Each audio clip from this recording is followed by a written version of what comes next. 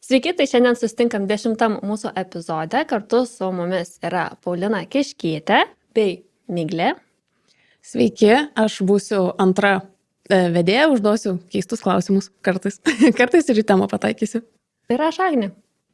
Taip. Sveiki. Tai tada pradėsim nuo pačios bazės. Šiandienos mūsų tema yra priklausomybės. Tai kaip trumpai galima tai apibūdinti, kas tai yra? Priklausomybė yra liga. Tai yra lėtinė liga, progresuojanti liga ir žmogus iš tikrųjų tampa izoliuotas savyje nuo visos išorinės aplinkos ir jam tikrai reikia pagalbos. O man toks klausimas čia gal labiau praktinis, bet apie priklausomybės, kai šnekam, tai mes dažniausiai įsivaizduojam žmogų jau vidutinio amžiaus, nežinau kaip pasakyti, tarkim 25, kem 5, man čia vaizduoti iš karto išmeta va tokį amžiaus žmogų. Bet ar gali būti priklausomybė, nežinau, trimečiui, sakykim, kažkokia, tai turbūt nebus alkoholiui greičiausiai, bet kažkam vis tiek turėtų būti. Arba, nežinau, ten 90 metų žmogui, ar tai jau gyvenimo būdas 90-mečiai, ar dar priklausomybė skaitosi?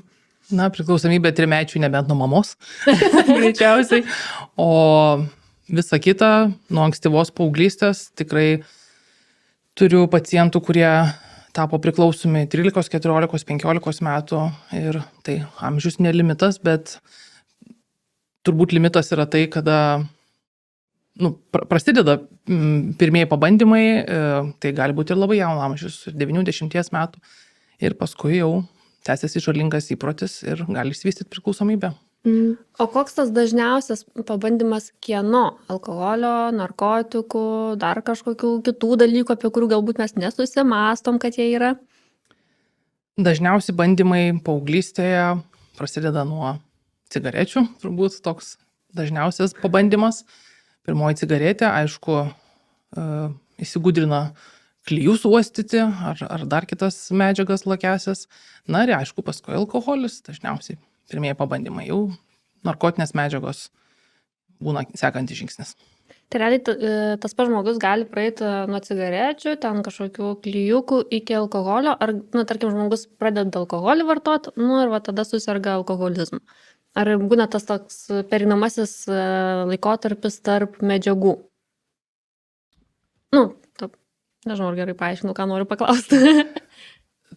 Viena medžiaga gali keisti kitą medžiagą ir svarbiausia yra, ar ties viena medžiaga yra užstringama ilgesnį laiką ir ar formuojasi žalingas įprotis. Nes viena medžiaga gali keisti kitą, gali būti vienkartiniai pabandymai ir tai nebūtinai sąlygos, kad išsivystys priklausomybė. Bet jeigu viena konkreti medžiaga yra jau vartojama reguliariai, norint atsipalaiduoti, ar pasiekti tą malonumą, ar ne, tai jau žalingas įprotis gali nuvesti prie priklausomybės su laiku. O kada jau tai skaitosi priklausomybė? Nes prieš tai vis tiek, jeigu šnekant apie alkoholį, tai vakarėlis. Tiesiog aš mėgstu patūsinti, mėgstu nueiti vakarėlius. Kada jau tai nebėra vakarėlis, kada jau čia jau liga ir jau reiktų pradėti kažkaip žiūrėti tai truputį rimčiau. Kada tie pirmieji ženklai tokie, kad jau yra kažkas negerai? Pirmosius ženklus, kad kažkas negerai žmogus pastebi anksčiau negu išsivysto priklausomybė, kad atsiranda kažkokie dėsningumai žmogaus vartojime ir dažniau tai pastebi gal ir kiti iš aplinkos, kažkokių pastabų gali duoti, gal tu per daug išgeri, gal per daug čia dažnai kažką vartoji. Tai gali trukdyti ar mokslams, ar darbui, kažkokių pareigų neatlikti po truputį. Žmogus pastebi, aišku, jisai nori tą neigti, jis nori išsisukti, jam pačiam yra nepatogu, bet yra tas atkreipimas dėmesio, ar ne? Bet priklausomybės vienas svarbiausių požymių yra absoliutus kontrolės praradimas. Jau medžiagos vartojimas kontroliuoja žmogaus gyvenimą.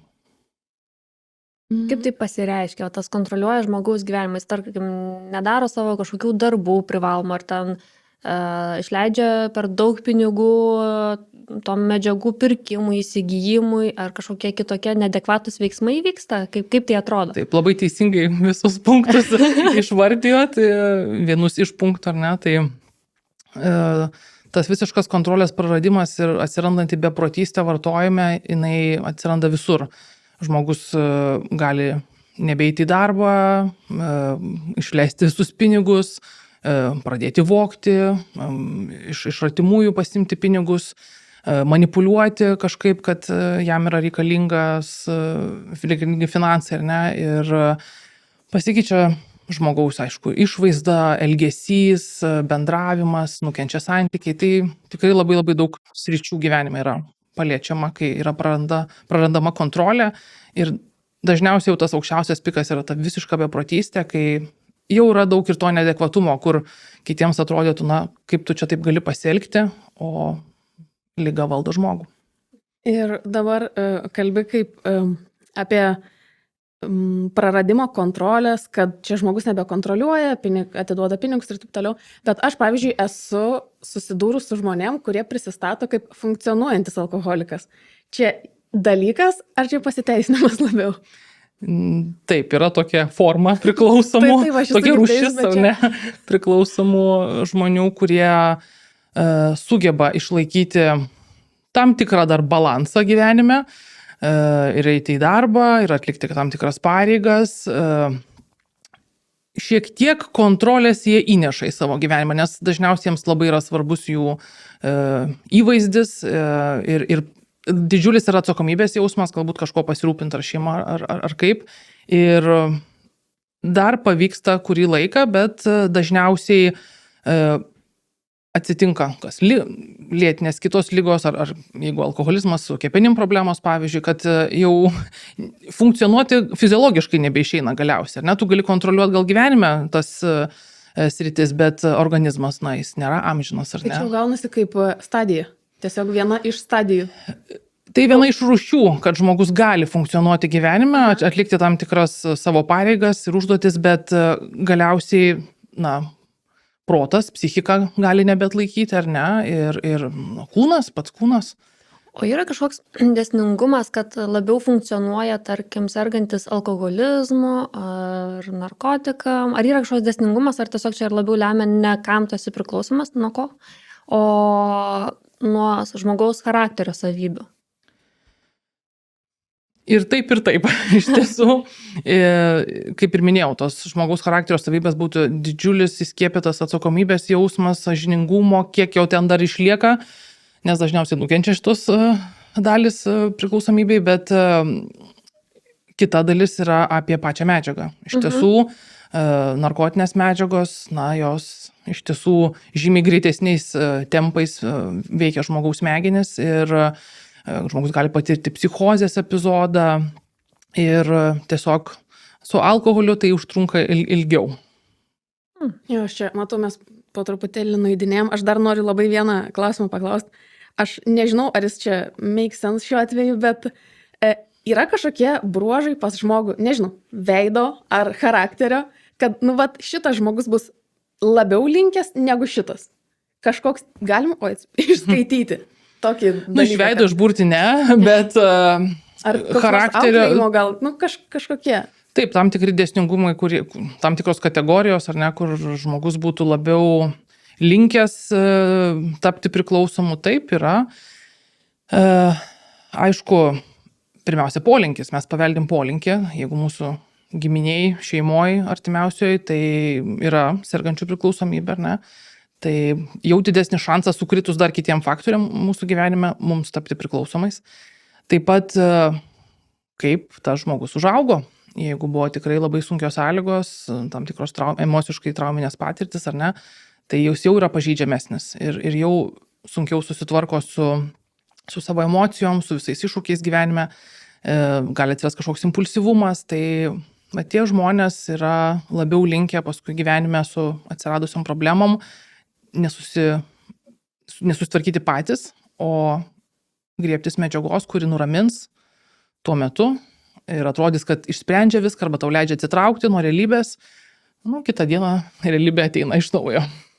O jeigu čia dar girdėjau, kad tokie dalykai būna, gal patikslinsi, ar tikrai čia yra teisybė ar ne, bet kad tam tikros profesijos yra kaip rizikos veiksnys link priklausomybių, ten, kur patiria labai daug streso, ten teisininkai, chirurgai, čia ir Lietuvoje, ar apskritai tai vyksta, ar čia toks labiau mitas kažkoks? Na, šiais laikais nežinau, kokią specialybę gali neturėti visiškai streso. Iš tiesų, tai gal labiausiai būtų pažeidžiamos grupės žmonių, kurie savo darbę dirba su kitu žmogum ir patiria emocijas, nes kuo mažiau yra įsitraukimo į žmogišką faktorių, čia jau būtų mažiau rizikos, bet kai tu turi emociškai save investuoti, tai, aišku, ir teisininkas, gydytojas, ar ne, kur komunikacijos kažkokios rytis irgi yra aptarnaimo sferos, tai tu turi būti su kitu žmogum, su jo emocijomis, save reguliuoti, ar ne, tai ir kuo daugiau yra tų žmonių per dieną susitinkam, ar ne, jeigu tai yra labai trumpi pokalbiai, neini jokį gylį, tai mažiau rizikos, aišku, yra, bet jeigu, turbūt daugiausiai yra jau gydytojų sferoje, nes su žmogum turi būti labai arti jo problemos, ar fizinės, ar psichinės, tai didelė rizika. Taip skambėtų, kad menininkai, kurie paprastai būna užsidarę vieni patys, turėtų neturėti jokių problemų. Su menininkais kita kalba. Turi jų daugiau. Menininkai nuo seno grėbėsi inspiracijos iš vartojimo, ar ne, Jo. kad atneš įkvėpimo, idėjų. Ir tai yra tiesa, taip būna. Bet tada galima užstrikti toje kitoje realybėje ilgesnį laiką. Kartais ir negrįžti jau iš ten.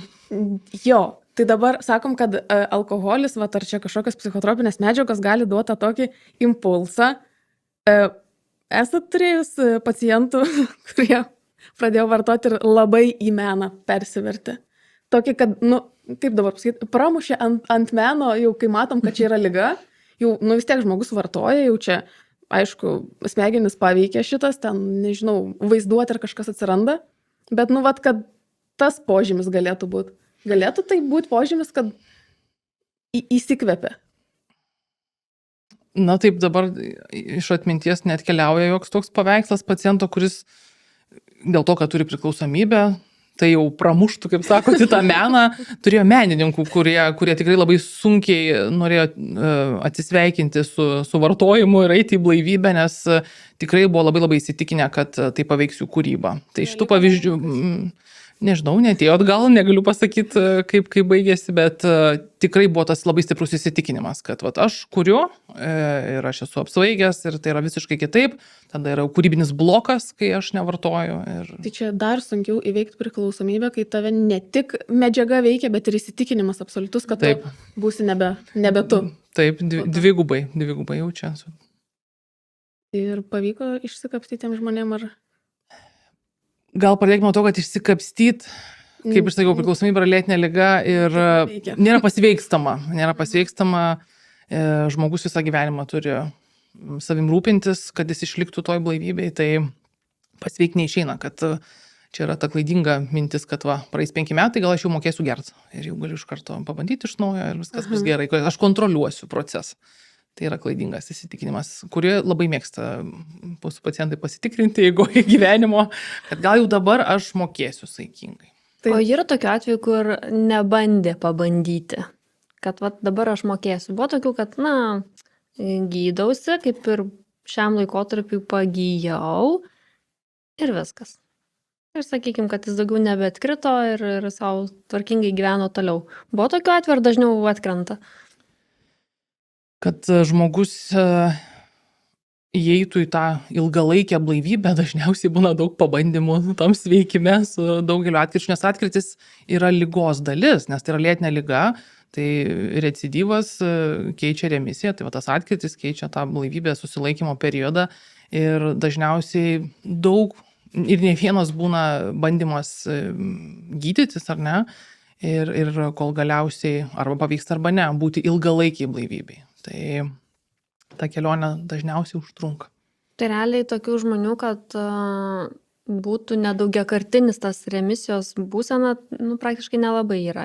Nėra, kad, tarkim, narkotikus ten koks jaunuolis vartoja, tada supranta, kad čia yra blogai, eina gydytis ir, realiai... kad vartojo, supratau, kad turiu gydytis, gydžiausi ir nebevartosiu. Taip. Gal yra tokių, gal mes aš su jais nesusidūriu tiesiog, bet čia jau būtų retenybė. Čia labai mažas šansas. Nes aišku, jeigu jau jaunuolis reiškia žodis, taigi jaunas žmogus, jis nori patyrimų Ir kaip čia dabar man 20 keli ir man susitaikyti, kad aš čia esu priklausomas ir aš čia gyvenime nieko nepaliesiu jokios medžiagos. Jau protas sunkiai apdoroja tą laiko perspektyvą, ar ne, kad mano dar visas likęs gyvenimas, ar ne, ir aš nieko nebebandysiu. Tai labai gąsdina ta perspektyva. Nors iš tikrųjų mes turim tik šiandieną, ar ne, rytoj dar neatėjau, vakar galiu sakyti, kad dariau tą ir tą, tai dažniausiai išsigąsta labai. O palėtėm dabar jaunus žmonės ir man įdomu, vat, kalbėjom apie cigaretės, alkoholį, narkotikus, o kaip dabartiniai tie vadinami veipukai? Ateina tokių žmonių, kur vat, priklausomi tiem veipukam, ar čia toks, žiūrima pro pirštus, nes, čia arbuzėlis, čia braškytė, čia dar kažkas, ar tai jau yra bėda? Tai tie veipukai, tos vienkartinės elektroninės cigaretės, ar ne?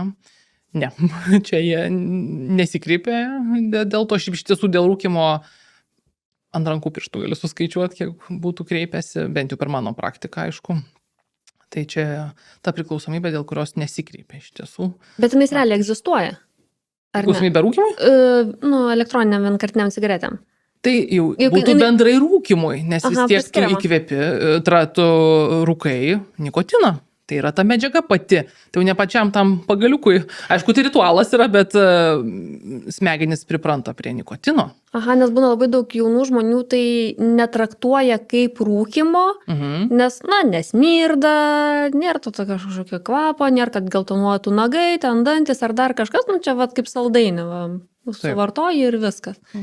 Tai čia blogas įsitikinimas. Blogas įsitikinimas. No. O su tais veipukais sakot, kad yra priklausomybė nikotinui, bet tikrai esu girdėjus, kad žmonės sako, čia yra gal patarimai, nežinau, iš tėvų, iš senelių ir iš kažkur, tu čia ne nikotinui priklausomas, čia ranka burna, veiksmas ranka burna. Ar yra realu mest, rūkyt, ar šiaip gal čia yra vienas iš variantų, netraukt, bet nežinau, pasimti čiulpinuką ir vos nedaryti tą patį veiksmą su čiulpinuku. Pūst muilo burbulus. Supraskim, kad priklausomybė yra ir, aišku, pati medžiaga yra svarbi, bet tai yra visas procesas. Tai yra ritualas, ar ne, ką aš atlieku, jau jis gali suteikti malonumo, ar ne? Ir kaip aš gausiu tą medžiagą, pirksiu, ar ne? Tai yra visas procesas. Ir priklausomybė yra ir medžiagai, bet ir visam tam platesniam procesui, ar ne? Tai sakykim, sakysim, pica, tai jau laukiam tos picos, jau skanu, jau galvojam, kaip valgysim, jau smagu, ar ne? O nors tada dar ta pica neatkeliavo. Tai šiek tiek yra tų panašumų, ar ne? Nes aš eisiu pirksiu, jau mane nuramins, man bus smagu, aš būsiu savo procese, savo ritualė, ar ne? Socializuosios kartu, kai eisiu parūkyti. Tai yra visas procesas. Ne? Bet tai turbūt netaiko kaip gydymo būdo, kad tu nerūkyk, bet imk pagaliuką ir maukis striukę, eik į lauką, ten, nežinau, čiulpinuką palaižyk ir grįžk. Taip, turi būti visiškai nutraukiamas visas ritualas. Iš tiesų, pavyzdžiui, dėl to yra stipri rekomendacija alkoholio priklausomybė, ar ne, pavyzdžiui, nevartoti nealkoholinio alkoholio, nes vis tiek tęsiasi ritualas ir laiko klausimas, kada tu ten susipainiosi, nuėjęs į parduotuvę, paimti ne tą gėrimą, ar ne, ir ir jau aš vėl ten pat. O man dar toks klausimas su narkotinėm medžiagom, tas ritualas, nusipirkti ten, kaip perkant picą ar alkoholį, tu nieko nedarai nelegalaus iš esmės. Taip. Tu viską gali daryti, su narkotinėm medžiagom jau yra kitaip. Ar neatsiranda tiem žmonėm papildomas toks adrenalino faktorius, kad manęs čia dabar nepagausiu, nueisiu čia, gausiu dar kažką. Atsiranda, kad sunkiau įveikti vien dėl to faktoriaus, ar ne? Kad sunkiau įveikti vien dėl to faktoriaus, ne, bet yra viena iš sudedamų dalių. Tikrai taip, kad jau yra adrenalinas to slaptumo, to uždrausto vaisiaus, ar ne? Aišku, ten, kaip sakykime, alkoholis yra legali medžiaga, bet jau tas slaptumas, kad tu eisi ir niekam nesakysi, darysi tai, ko tu neturėtum daryti, nes tu žinai, kad tu turi ligą, ar ne? Jau tas slaptumas, jau ten daug adrenalino yra tame. Bet parduotuvėje, kad nueis nusipirks, niekas ten nežinos, kad tu alkoholį... Taip, tuo situacijų tu atrodysi natūraliai, bet tu žinai, kad tu turėsi tai slėpti nuo savo artimos aplinkos, ar ne? Iš tos perspektyvos. Mes palėtėm santykį su artimaisiais ir aplinka. Pačioj pradžioj buvo minėtas sakinys, kaip priklausomybė paveikia santykį žmogui su savim visų pirma, ar jis jaučia kažkokią gėdą, nemalonumą, bet nieko kito negali dėl to padaryti. Ir kitas aspektas, gal paskui apšnekėsim su artimaisiais, aplinka, darbo ar dar kažką. Tai gal pradėkim, kaip žmogus pats tam santykėje su savim. Taip, santykis su savim blogas. Žmogus aktyvioj priklausomybėje tikrai jaučia daug kaltės, gėdos, baimės. Tai jau yra tokios 3 dažniausiai lydinčios stiprios emocijos. Ir tu pastoviai kovojasi su tuo, kad tu nori palengvėjimo, tavo smegenys to reikalauja, bet tu žinai, kad tu neturėtum to daryti, ar ne? Nes tai yra pavojus. Ilgalaikį perspektyvoje tai bus blogos pasiekmes nuo to, bet norisi atsižvelgti kitą trumpą periodą.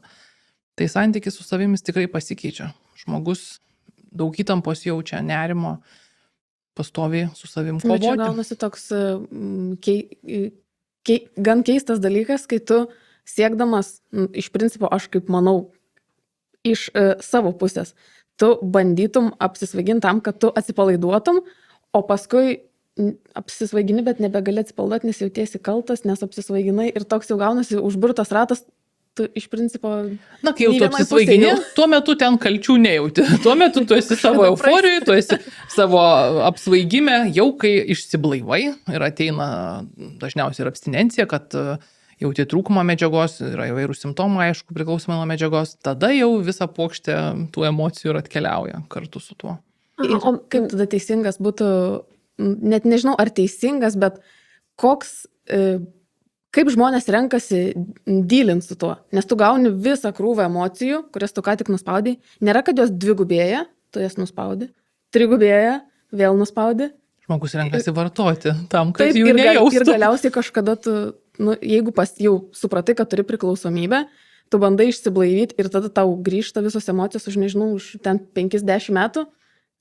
Sprogsta ar kas atsitinka? Kaip ištvert šitą?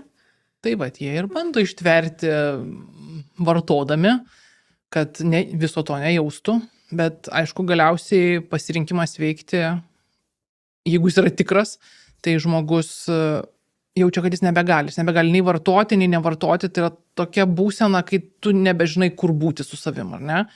Ir vienintelis kelias yra, kad man reikia pagalbos tada. Ir kaip atrodytų ta pati pradžia, pats, kur aš, tarkim, esu dar gal tam tikram lygiai ir kažkiek ir apsvaigęs, turiu tų medžiagų ir man vis tiek reikia prasivalyti. Aš įsivaizduoju, kad ten siaubinga turėtų būti. Neįsivaizduoju, kiek laiko, bet turėtų būti. Priklausomai nuo medžiagos, kiek laiko gali būti siaubinga. Žmogus įvairiais būdais ieško pagalbos. Jisai prašo artimųjų, kad jį nuvežtų ar į gydymo įstaigą, ar atvežtų kokių vaistų, ar dar kažko. Tai dažniausiai, jeigu žmogus jau yra turėjęs ankstesnių gydymų, tai jis jau žino tą kelionę, kur čia ta mano pradžia, ar ne? Bet jeigu dar niekart nebuvo pasiryžęs gydymui, tai tada gali bandyti kalbėti su artimaisiais ar pats ieškoti tos pagalbos, bet aišku, sunku vidui tą sprendimą priimti, ypač kai tu ir toj stiprioje abstinencijoje esi, bet dažniausiai kažkas vidui nugali. Tas motyvas vidinis, kad aš turiu su jum pasirūpinti. O man toks klausimas, minėjai, kad prieš tai žmogus jaučia baimę. O baimę kam? Prie kaltės, prie to nerimo, kam baimę jaučia priklausomas žmogus? Baimiai susidurti su visom pasiekmėm, kurios bus, kai tu išblaivėsi, ar ne, ar ką tu ten nuveikiai savo toj aktyvioj priklausomybė, ar ne. Baimė gyventi, kai tu nežinai, kaip gyventi, nes dažnu atveju priklausomybė ir atsiranda tada, kai žmogus neturi įrankių tvarkyti su savo emocijom, tvarkyti su kažkokiam situacijom ir dabar dar ten gyvenimą visko priveikta dėl priklausomybės, ar ne. Tai kaip reikės gyventi, aš nežinau, kaip gyventi blaiviai. Tai yra baisu. Galiausiai ir skolas kaip grąžinti. O, tai skolos, jo, įspūdingų skaičių gali būti. Kokiu pavyzdžiui? Koks rekordas? Nežinau. 50 000 antstolių, dar daugiau. Didelės sumos, daug nulių. Taip, tai gali labai demotyvuoti sveikimui, aišku. Tai, bet tada žmogus, mes labai skatinam susikaupti į čia ir dabar, pirmus žingsnius, kad tu būtum blaivas ir jau visą tai, jeigu prie to prieisi, jau galėsi tvarkyti su visko. Jo, o va dabar pašnekam apie tuos pirmus žingsnius. Man va labai įdomu, ar vis tiek žmonės, kai pradeda tą gydymą, atvažiuoja, aš kaip suprantu, yra ligoninė kažkokia tai vieta, kur namie abejočiau, ar tu labai ten jau ištversi visą. Yra populiari paslauga, lašeliniai namus. Ai, čia egzistuoja, taip, egzistuoja. Bet aš Labai naudojasi priklausomi žmonės šitą Labai paslaugą. naudojasi, nes yra gėda važiuoti į gydymo įstaigą. Tai ten tu jau Bet- būsi priklausomas, o namie tai ne. Jo, bet jeigu tu esi narkomanas 10 metų, tu išsikviesi lašelinę vieną, čia... Ne, čia alkoholio vartotojams labiau populiari paslauga, narkotikų vartotojams ne. Jo, o vat kaip vat tiem narkotikų vartotojams, man labai įdomu, kaip realiai atrodo, nu, va, tarkim, atvažiuoja žmogus, kad jam ten galvoj kosmosas vyksta, tai aš įsivaizduoju, bet vat fiziškai, aš nežinau, fizinis skausmas yra...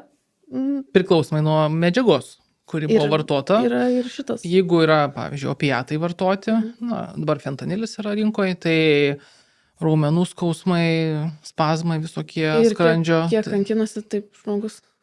Jeigu jis negauna pagalbos, gali ir be ligoninės, aišku, tas abstinencijos periodas praeiti, bet savaitę tai mažiausiai. O su ligonė, kokia, pavyzdžiui, nu, nauda? Nu, faktas, kad yra nauda, bet kuo ligoninė padeda tuos, nežinau, čia bus tik psichologinė pagalba, kad mes tave visi palaikom, ar jie gali, nežinau, nu, gal vaistų negali duoti tokiam žmogui, nes jis kaip ir nuo... Ne, tai yra labai labai svarbi pagalba, detoksikacija tai yra vadinama, ar ne? Išvalyti nuo visų tų medžiagų, tai taip, vaistai yra labai labai svarbi dalis. Ir aišku, jie yra skiriami tam tikrą laiką, nieks ten jų netėse paskui pusmetį ar metus, ar ne, bet tai yra labai svarbu visiems tiems simptomam padėti žmogui nebūti kančioj, nerimas, nemiga, negali žmogus valgyti, vemia, visi tie simptomai. Tai aišku, tam yra skiriami vaistai, gydytojo priežiūroj ir aišku, palaipsniui viską mažinant, išvedant iš tos būklės. Tai dažnu atveju yra labai labai svarbu, nes žmogus abstinencijų gali ir numirti. Priklausomai, aišku, nuo kokia medžiaga yra vartota, bet abstinencija yra labai pavojinga būklė.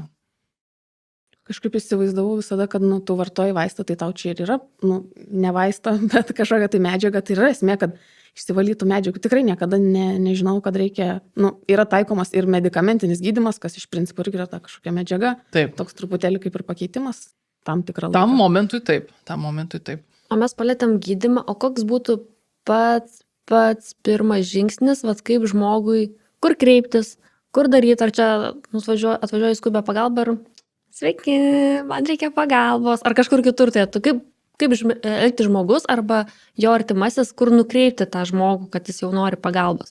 Kaip Lietuvoje pas mus čia veikia viskas? Pirmas žingsnis yra pripažinti savo, kad esi priklausomas, be šito žingsnio sunkiai. Tai jau kai žmogus supranta, kad yra liga, yra problema, tada jeigu pats ieško pagalbos, na jau klausia aplinkinių, domisi, internete žiūri, kokios yra galimybės, arba jeigu jau ta būklė tokia sunki, tai prašo, aišku, artimųjų pasidomėti, kur galima kreiptis. Tai Lietuvoje, aišku, pagrindinė specializuota įstaiga yra Respublikinės priklausomybės ligų centras, kuris turi 5 filialus didžiuosiuose miestuose. Pagrindinė ta vieta, aišku, Lazdynų ligoniniai, Respublikinė Vilniaus universitetinė ligoninė turi detoksikacijos, toksikologijos skyrių. Yra privačių klinikų, Ąžuolyno klinika, Aušros vartų klinika, kur privačiai tos paslaugos gali būti atliekamos. Tai va, bet ligoninė, kurioje aš dirbu, yra pagrindinė vieta iš esmės, kreiptis pagalbos. Dar aišku, žmogus gali atsidurti ir psichiatrijos ligoninėje. 2 didžiausios ligoninės, viena Antakalny, kita Naujoje Vilniuje yra.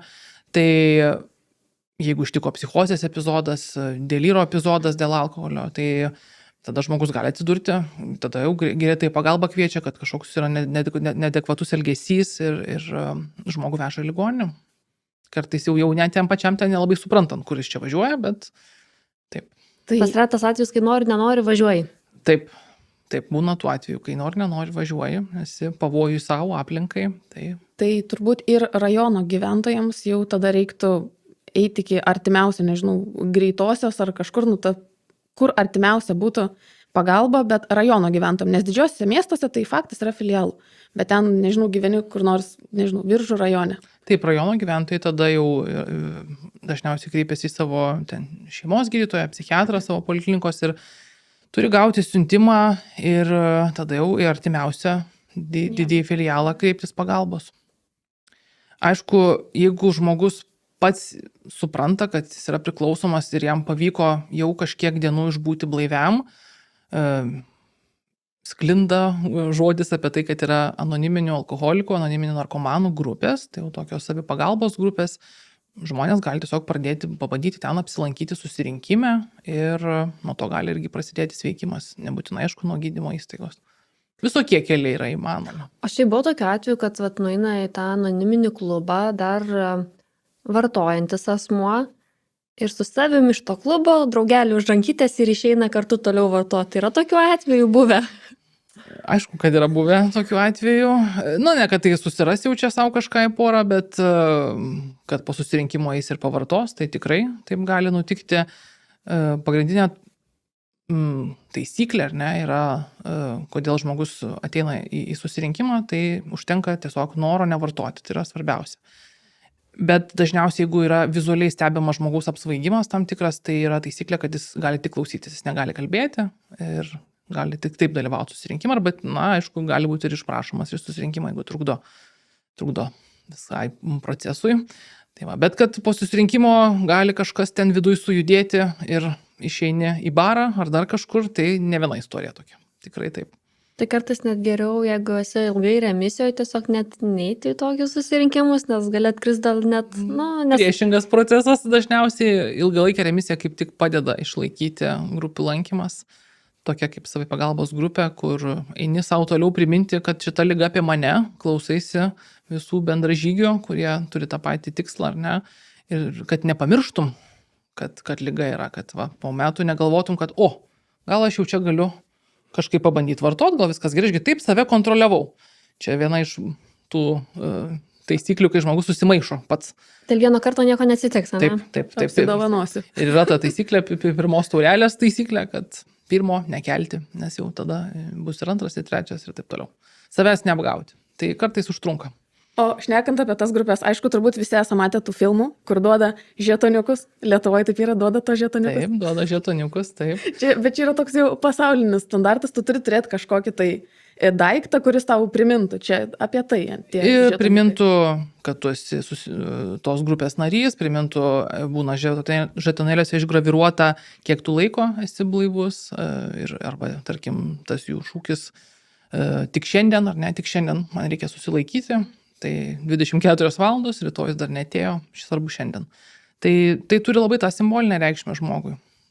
Kiti labai renka tos žetonėlius, jiems labai svarbu, kitiems nesvarbu, kiti nerenka čia. Renka žetonėlius. Renka, kad mėnesis 2, 3, 4 blaivybės, kad jie ateina susirinkimą, jiem tai yra labai svarbu, jie nori gauti, jiem tai turi tam tikrą reikšmę. Ne, kitiems nesvarbu čia. Čia kaip medalis, vaikai. Taip, čia kaip medalis. Aš dabar pagalvojau, kad tu gauni 10 ten, nežinau, mėnesio žetonėlį, tada biškiai atkritau, tada dar vieną mėnesio žetonėlį. Taip, būna ir taip, bet tam reikia, kad jau tu grįžęs prisistatęs, kad jau įvyko tas atkritis, taip greit savo to pirmo žetonėlio vėl negausi. Jau turi parodyti tam tikrą nuoseklumą, kad tu vėl lankaisi, kad tu vėl užsidirbi. Tai atėjęs, taip greit ne. Nėra taip lengva. Surink kolekciją. Tai jo. Užtrunka, aišku, metais užtrunka, jeigu tęsiasi blaivybė, tai 10-15 metų. Va.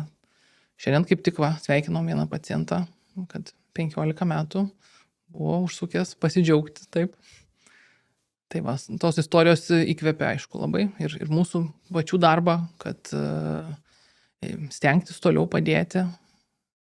O nei, kad 15 metų, ar yra, vis tiek Lietuvoje alkoholizmas, rajonai ir dažniausiai kažkaip siejami su tokio jau, kad, nuo alkoholizmo nesigydo ir taip jau iki senatvėj, tas žmogelis, jeigu daug dievės sveikatą jam leidžia ir, kad pradėtų gydytis ten būdamas pensininku ar pensininkė praktiškai nebūna, taip ar būna.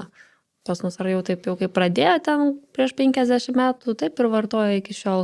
Ar yra tokia atveju, kad, amžius neriba, tikrai neriba. Į mūsų centrą kreipiasi įvairaus amžiaus pacientai, 60-70 metų, tikrai. Bet turbūt nesikreips tas senolis, kuris ir nesupranta, kad jis turi ligą. Tu taip gali ir nugyventi visą gyvenimą, nepripažinęs savo, kad tu esi priklausomas. Arba įvyksta kitas mechanizmas, kad žmogus turi tą nuojautą, kad kažkas čia ne taip, bet sustabdo, pavyzdžiui, antrinės pasiekmes, kad daktaras pasakė, jau viskas, ten jau su kepenim prastai, ar čia tas prastai, ar čia dar kažkokia liga, ar vėžys koks atsirado. Ir jau ten staiga įvyksta didžiulis susiėmimas. Ir jau būna ir tokių stebuklinių istorijų, taip. Bet čia dažniausiai reikia kažkokio gyvenimo sukrečiančio, Taip. ar žinios, ar epizodo, ar įvykio, bet nėra, kad taip, ten 80 metų didukas. Gal nuo šiandien gydysiuos. Nušvitimas atėjo. Nušvitimas. Švietimas dažniausiai ateina jau kokiom nors sunkesnėm aplinkybėm. Taip, tiesiog iš kasdienybės jisai neateina. Turi pasiekti pasiekmę žmogų dažniausiai. O ar gali būti kažkokia žmogaus amžiaus riba, kur, sakykime, mano pavyzdys, kokį dabar sugalvoju, apie ką čia tas klausimas yra, tarkim, visą gyvenimą žmogus ten rūkė, tarkim, žolę. Jisai, nežinau, iki kokių 8 metų, sakykim, ir ar tas 8 metų nėra pavojinga riba nutraukti? Ar nutraukimas to nepakenktų jam, negu leis, tai jau ir rūkyk, jau kiek jau tau čia liko, Beliko, tai ne? nekeisk jau nieko, jau būk laimingas taip, kaip yra. Su tam tikrom kategorijom, galbūt dabar, pavyzdžiui, kategorija priklausomybė vaistam, ar ne? Tarkim, raminamiesiam, migdomiesiam vaistam. Jeigu ta močiutė jau ten tą geria vieną tabletytę jau ten tiek tų metų, ir prie jos ten jau labiausiai emociškai pripratus jau, tai jau mes ją ir paliekam jai. Jinai, aišku, yra informuota, kad neturėtų vartoti, bet jinai įsikibus ten 10-15 metų, tai saugiau jai bus su jie nugyventi iki gyvenimo galo, aišku. Bet kitais atvejais narkotinės medžiagos, alkoholis, tai visada bus į sveikatą, kai medžiaga neveikia tavo organizmo mėnesį, 2-3 metus. Tai yra poilsis. Ne, bet Kūnui. aš galvoju apie tą patį stresą, nes vis tiek atsisakyti to, ką tu darai ilgą laiką, tai faktas tai yra stresas. Suprantam, alkoholis jis kenkia, bet tai nekelia streso, nes tai yra jau tau įprastas dalykas. Tai aš galvoju šitoj vietoje, ar nėra kažkokia, nežinau, amžius 90 metų, jau tu jau daryk, jau kaip darai, jau čia jau nebekeiskim nieko. Kiekvieną vakarą po taurelę branduko, Nes jau čia dabar rizikuosim labiau. Manau, kad jeigu jau tokio senyvo amžiaus žmogus, tai specialistai turbūt ten labai didelių rekomendacijų ir neturi tokių, gal jau ten tik oficialiam rašte jos yra, bet labiau supranta, kad žmogus tiek metų to neatsisakęs, turbūt į tą rekomendaciją pats numos labiau ranką. Nebus to atveju, kad atėjo žmogus, aš čia noriu gydytis, žinokit, jau nebe. Daktaras turėtų rekomenduoti Šitaip iš nebus. sveikatingumo pusės, kad reiktų nutraukti medžiagą vieną ar kitą, taip. Bet dažniausiai supranta, kad žmogus turbūt laikysi savo ilgamečio įpročio.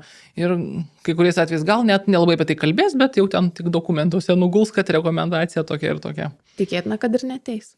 Arba ir neteis. Taip. Palėtėm santykį su savim, dabar palieskim santykį su aplinkiniais. Tai kaip rutuliojasi santykiai priklausomybės pradžioje, jeigu kalbėkim apie, tarkim, narkotinės medžiagas, ir kaip ilgalaikį perspektyvą, jeigu kalbam irgi apie tas narkotinės medžiagas, narkotikus, alkoholį ir panašiai, tai kaip tas santykis pačioj pradžioje ir kaip jisai kinta su aplinkiniais. Tai artimiausias ratas šeima, ar sutuoktiniai, ar vaikai, ar ne, kas tai bebūtų, pirmiausia, jie pastebi, kad kažkas čia vyksta su mūsų artimu žmogum, ar ne? Tai tada atsiranda tokia įtampa, kai jam bandoma pasakyti, kad mes susirūpinę dėl tavęs, pastebim kažkas ne taip, gal tau reikia kreiptis pagalbos, tai galima suprasti, kad vyksta kova, ar ne? Tie konfliktai, kad aš čia pats geriau žinau, jūs mane aiškinkit, aš pats sustosiu, kada norėsiu ir tokio panašaus pobūdžio. Tai vyksta toks pasipriešinimas, ar ne? Jeigu žmogus jau yra tam gydymosi procese ir vėl vyksta tie atkryčiai ir tai yra ilgalaikis procesas ir šeimos, tarkim, neišsiskiria ar jauni žmonės lieka ten su tėvais gyventi ir panašiai, tai aišku, kad tai labai paliečia santykį ir paliečia tada, aišku, jeigu artimieji leidžia jį paliesti, dėl to, kad dažnu atveju tampa ko priklausomi, jie taip pat įsitraukia į tą ligą, kad aš turiu padėti, aš turiu gydyti, aš turiu kontrolę tame, aš kažkaip padėsiu. Tai yra labai blogas mechanizmas ir tada jau serga visa šeima. Ir mes bandom, aišku, apie tai ir edukuoti, kokios turėtų būti tos ribos, ar ne, kad artimieji turi suprasti, kad, žmogus yra pats už save atsakingas. Aš padėsiu tada, kai matysiu jo pastangą, aktyvią pastangą veikti, ar ne, ar suteiksiu būstą, kažkokių finansų, dar kažko, bet dažnu atveju tai yra labai perteklinės pastangos artimųjų ir mažai pastangų pačio priklausomo žmogaus. Sulaukiam skambučių į mūsų centrą, skambina ne pats priklausomas žmogus, va, aš ten sūnus ar vyras ar kažkas, ar čia gali programą ateiti, ar ne.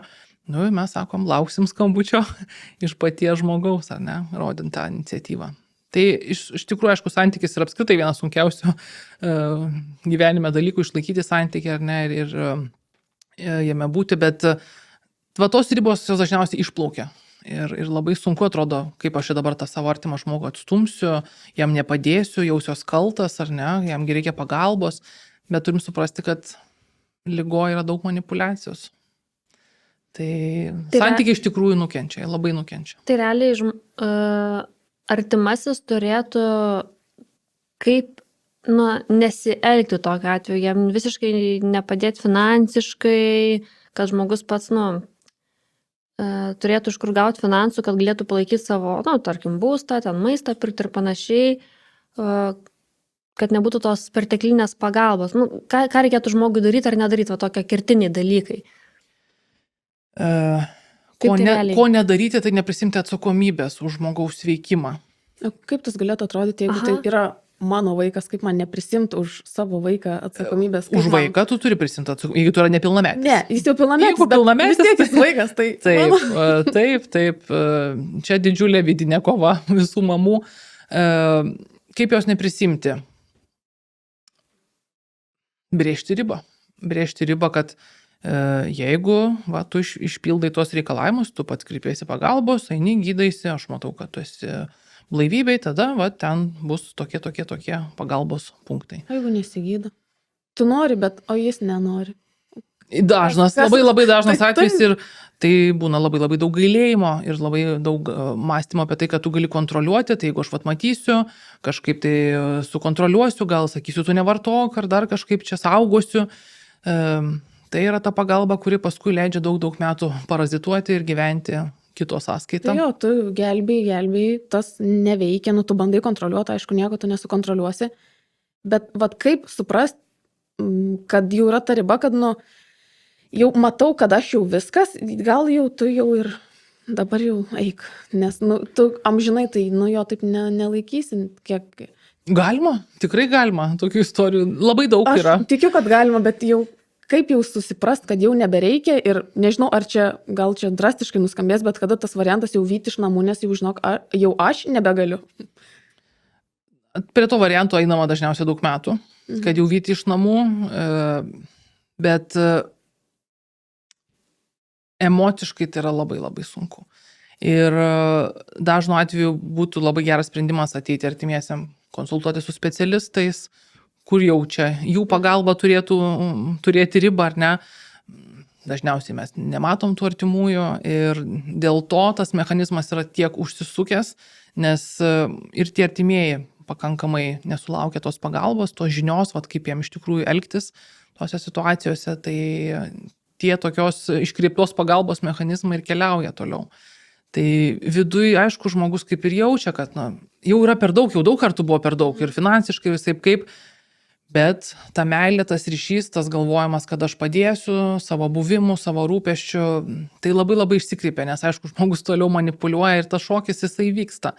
Tai kiek žmogus pats turi žinios apie ligą, tie artimieji, ar ne, kiek jie turi žinių, kiek jie nori patys sužinoti, kai kurie tikrai skaitosi ir skambina ir klausia, tai bet mažuma. Aš čia biškai šaržuodama paklausiau tas vyti iš namų, bet čia realiai, kažkurioje stadijoje tai yra tiesiog vienintelis būdas, kad jau viskas. Jau, ta prasme, tai nebėra variantas, kad aš atsiriboju nuo tavęs, tu gyvenk savo gyvenimo, bet savo atskiram kambarį, tai, bet jau turbūt kažkurioje stadijoje tai nebeveikia, tu turi tiesiog pakeisti spinas ir jau viskas. Taip, yra tų atvejų, kai reikia pakeisti spinas ir uždaryti duris. Dažniausiai tai yra ilgametis vartojimas ir ilgametis nesveikimas ir žmogus jau profesija tampa sirgti. Ir jeigu artimieji sugeba taip jau sunkiai tą sprendimą priimti, kartais tai yra vienintelis sprendimas, kuris ir gali išgelbėti tą žmogų. Ir labai baisu tam ryštis, atrodo, tai aš užtrenksiu duris, tai ten gatvėje numirs. Aha, man atrodo, kad apleistum tą žmogų, jeigu jam taip pat čia iš tikrųjų yra vienas iš tokių drastiškų būdų, kur žmogus galbūt atsikvošės, kas su manim vyksta. Aišku, yra dvi tos tikimybės. Taip.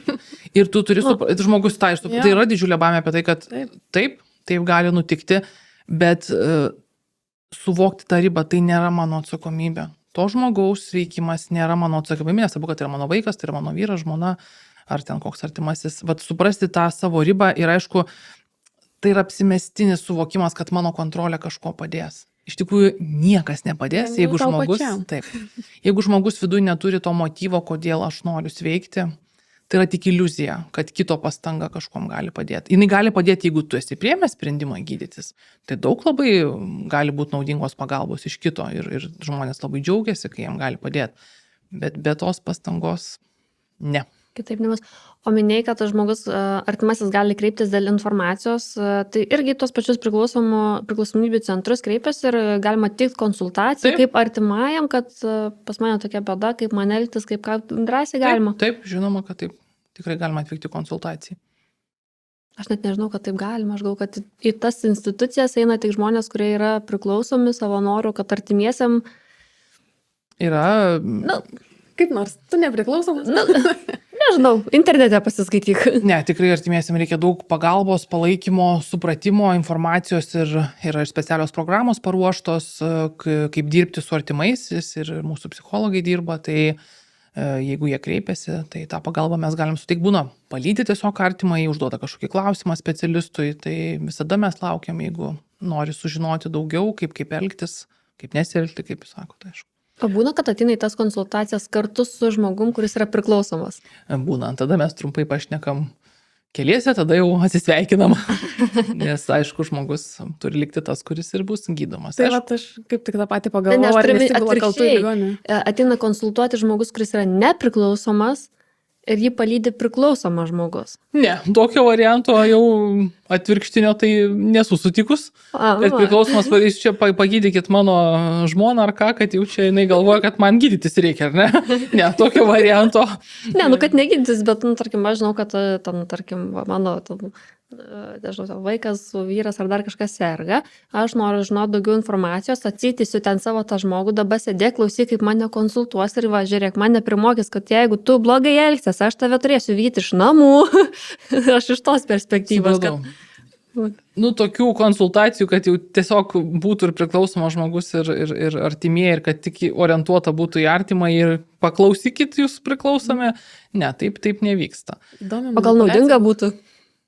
Įdomiai sumanipuliuota, sakykime, būtų. Taip, čia per kitą prizmę, bet artimieji jo, jeigu jie nori tos informacijos, tai jau paskui jau jie ją apdoroja ir sprendimai vyksta namuose. Bet dažnai, aišku, palydė, būna, kad įraujasi. Taip. Nu, turbūt ir į ligoninę nėra bandę kartu gultis. Nebando, tarkim, ateina žmogus gydytis ir mama, aš vat, kad būtų jam lengviau, aš jam padėsiu. Nu, lydėti dažnai nori teirautis, kaip čia vyksta gydymas, kas čia vyksta natūralu.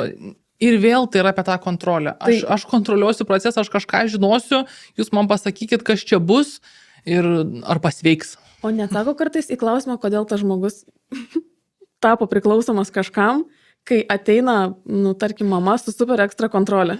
Ir tada, make sense, dabar jau truputį.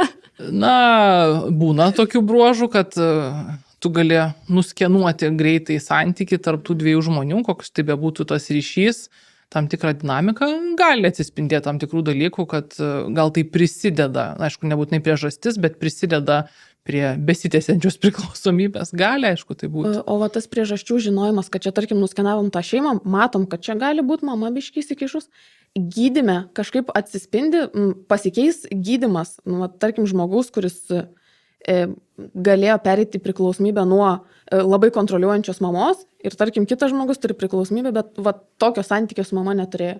Gydyme kažkaip yra skirtumas, nu, tarp patirčių, kaip žmonės atsidūrė priklausomybei. Pačiam gydymo procese, aišku, jeigu priklausomas žmogus dalinasi apie savo tą, nu, dažniausiai jie ir dalinasi, kaip jie augo, kas vyksta, tai mes ir esam irgi kartu orientuoti, suteikti žinias, kas vyksta tam santykiai, kad žmogus suprastų, kokią tai galėjo turėti įtaką jo gyvenimui, jo asmenybės formavimusi.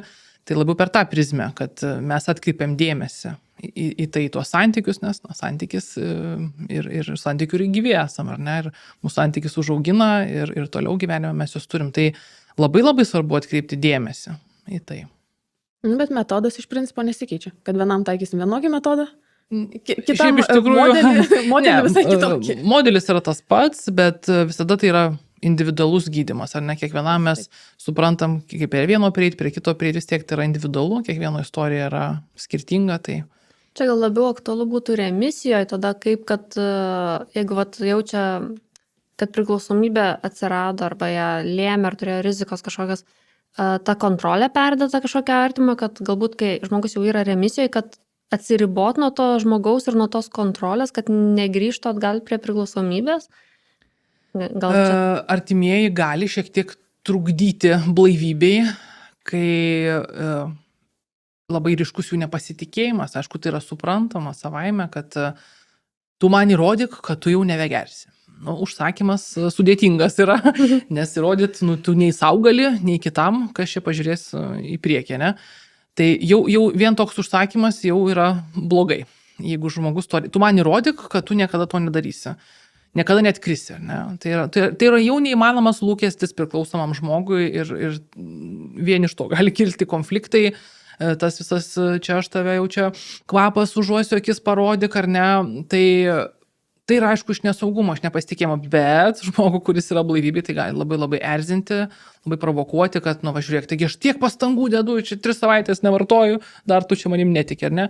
Priklausomybė taip yra, kad žmogus, kai sveiksta, tai viskas turi būti šuoliais. Aš tiek laiko atidaviau lygai, tai dabar viskas turi per savaitę, per 2 kuriam gyvenimą, važiuojam darbas, viską. Tai tada, atrodo, nu kaip čia dabar aš įrodau, va, kad aš užsveikstu, manim čia netiki, ar ne? O pamiršta, kiek laiko truko procesas. Čia man labai priminė gal tą situaciją, kai būna poroj santykis ir vienas kitą labai kaltina neištikimybę ir sako, kur tu čia eini, čia į kairę, tu čia vat vakare negrįžti vėliau, nors iš tikrųjų ta antra pusė yra ištikima, viskas gerai, bet nuo to pastovaus spaudimo, kažkokį įtarinėjimą, vat, nu jeigu tu taip sakai, tai paimsiu ir padarysiu. Vat, nu, vat ir nueisiu į kairę. Iš principo, jeigu tau atrodo 2 metus, kad aš pastovi einu į kairę, man jau atsibodo, tai bent jau nueisiu į kairę, kad bent jau už ką mane tu čia kaltintum. Tai ar gali būti tas pats ir su priklausomybėm, kad jeigu tu čia visą laiką man uostai žiūri akis ir panašiai, nu, be reikalo, tu mane čia taip žiūri, kontroliuoji, nu, tai padarysiu, kad būtų nebe reikalo. Ar yra tokių atvejų? Iš tikrųjų, tie pasąmoningi mechanizmai tikrai veikia tą kryptim, kad, nu, tai va, tiek čia mane provokuoja, nu, tai ir ateisiu aš jau apsvaigęs. Ir bus tau įrodymas. Tikrai taip. Per laiką tie kaltinimai slegia, jie kelia įtampą ir tu pats pradedi savim netikėti, ar ne? Tai, o gal aš tikrai paslysiu, gal aš nesugebėsiu. Ir tos abejonės dažniausiai, tai va, žinau savo vaistą, ar ne? Savo vaistą nusiraminti. Ir taip, iš tikrųjų taip, tas primiktinis klausimas ir įtarinėjimas jis gali atvesti prie atkirčio. Kas ieško, tas randa. Kažkada. Taip, yra tokia taisyklė, taip. Kažkada ras ranką. Tai gal jau judėsim link pabaigos ir man toks paskutinis klausimėlis būtų iš savo pusės. Lietuvoje taip, turim tos centrus, turim galimybės, privatu, neprivatu, konsultacijos, kur mes galėtumėm kaip valstybė, kaip sociumas patobulėti visam šitam dalykė. Pirmiausia, tas stigmos mažinimas, ar ne? Tai yra liga ir neturėtų būti gėda kreiptis pagalbos, ar ne? Ir vis dar yra labai gėda. Vis dar per mažai apie tai kalbam, aišku, matom, kad ir, sakykime, atstovai visokie aktoriai, ar ne, žmonės kiti dalinasi, kad kreipkitės, nebaisu, man ir taip nutiko, ar ne, kreipiausi pagalbos, padėjo, bet vis tiek yra tas požiūris, kad čia valios trūkumas, čia tinginys, čia tu susijimk, tai kaip tu gali, žinai, kad tau blogai ir tu vis tiek tą tiesi, nes nu, nesupranta to mechanizmo, nes man, kad tai yra liga. Tai nėra kažkoks valios trūkumas ar charakterio bruožas. Nenori pasirodyti silpni žmonės. Taip, ir tada aišku, kai žinau, kad tai man tada vairuoti neleis, tai man ten dar kažkas atsitiks, yra labai labai daug tų neigiamų įsitikinimų, kad visos durys ten bus uždaryti, manęs į darbą nepriims ir dar kitaip, tai žmogus bijo kreiptis. Kažkada jau nepriims.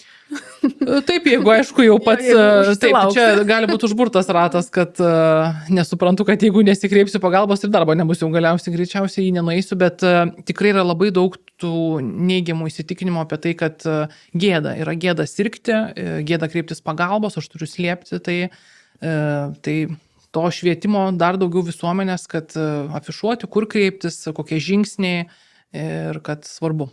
Čia turbūt dar turi praeiti nemažai laiko, kol užaugs, sakykime, dabartinė jau ta edukuojama karta, nes kad tos tetos visokios, kur ten kažką, jisai tai geria, žinokit. Tai aišku, visada bus tų žmonių, kurie turės savo nuomonę, bet taip, kartos keičiasi, vis tiek prieš tai buvo vienoks režimas, kaip augo mūsų tėvai ir visa kita, jau nekalbant apie senelius ir tiesiog dabar yra kalbama, kad ir visos kitos psichikos lygos, ar ne, galima kreiptis, žmogui reikia pagalbos, tai nebijoti ir kuo mažesniam amžiui atpažinti, kad yra problema ir kreiptis. Kokios bebūtų artimiausios pagalbos priemonės, ar mokykloje, ar socialinis darbuotojas, ar kažkas nuo kažkur pradėti. Nebijoti pasakyti, kad aš turiu problemų. Šiaip džiugu, kad ir dabartiniais laikais ir ta informacija yra prieinamesnė negu bobučių, tų tetučių laikais. Medžiagos prieinamesnės, bet ir informacija prieinamesnė. Taip. Nu jo. Taip, svarstyklės yra toj vietoj. Dėja. Bet labai skatinu žmonės kreiptis pagalbos ir padėti savo gyventi jau tą kokybišką gyvenimą, gyventi gyvenimą. Tai taip, turbūt ačiū Jums labai, kad papasakojot, tikrai aš, nežinau, susižavėjus, man labai įdomu buvo. Klausimų aš dar turiu, nežinau, 3 valandas galėčiau klausinėti, bet gal kitą kartą. Kitiem podcastam. Ačiū, Paulina, labai smagu buvo. Ir svarbiausia, informatyvu. Taip, labai ačiū už kvietimą dalintis. Gerai, ačiū.